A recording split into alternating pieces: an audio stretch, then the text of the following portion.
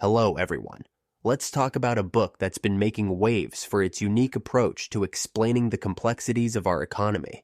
It's called How an Economy Grows and Why It Crashes by Peter D. Schiff and Andrew J. Schiff.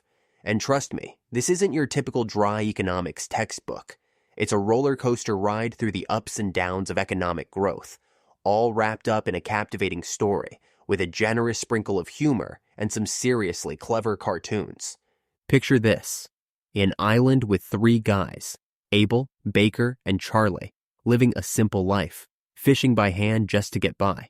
No savings, no credit, no investment. Just wake, fish, eat, sleep. Sounds pretty basic, right? But this is where the magic happens. The Schiffs use this simple setup to unravel the mysteries of economic growth and the pitfalls that can lead to a crash. Let's start with Abel, our entrepreneurial hero. He's tired of the daily grind and starts dreaming of a better life. But how can he make it happen? The answer: innovation. Abel invents the net, a piece of capital that changes everything. By underconsuming, that is, going hungry for a day, and taking a risk on his idea, he creates something that can catch more fish in less time. This is a fundamental economic principle, sacrificing current consumption for future gain. With his net, Abel doubles his productivity. Suddenly, he's not just surviving, he's thriving.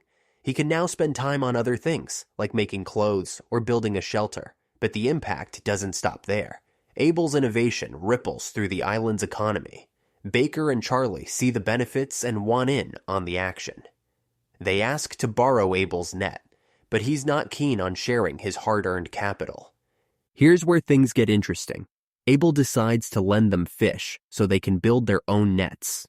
This is a crucial moment. By lending his surplus, Abel is fueling economic growth. The island's fishing capacity doubles and everyone benefits. This is the power of savings and investment in action. It's a simple yet powerful lesson. When people save and invest, economies grow. But lending isn't without risk.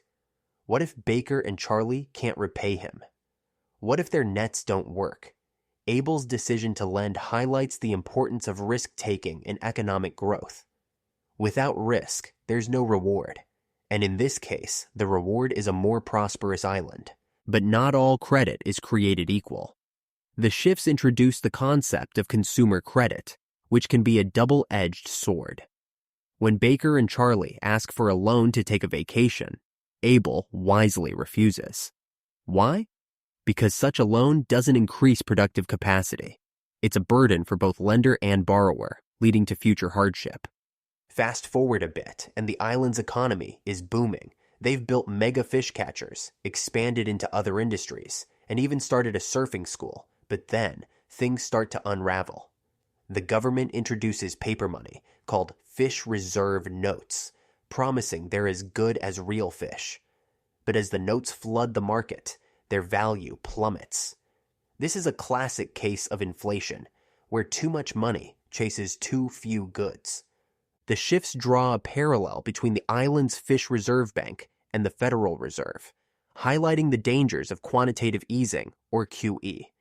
Just like the island's fish technicians creating official fish, the Fed creates money out of thin air. This can lead to a false sense of prosperity, masking underlying economic problems. The book also tackles the housing bubble, using the island's hut market as a metaphor. Easy credit and government guarantees lead to inflated hut prices, creating a bubble that eventually bursts. The parallels to the 2008 financial crisis are unmistakable. The Schiffs argue that government intervention, while well-intentioned, often does more harm than good. Policies that distort the credit market and encourage unsustainable borrowing can lead to economic disaster. They advocate for a more hands-off approach, letting market forces work their magic. In the end, the islanders learn a valuable lesson.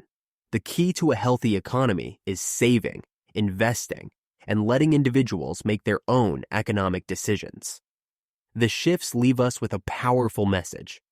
Economic growth is not about spending more. It's about producing more. So, there you have it, folks. How an economy grows and why it crashes is a must-read for anyone who wants to understand the basics of economics and the dangers of unchecked government intervention. It's a story that's both entertaining and enlightening, and it just might change the way you think about money and the economy. Thanks for tuning in to the BrightLearn podcast. If you enjoyed this episode, be sure to subscribe and leave us a review. And don't forget to check out our website for more insights and resources. Until next time, keep learning and stay curious.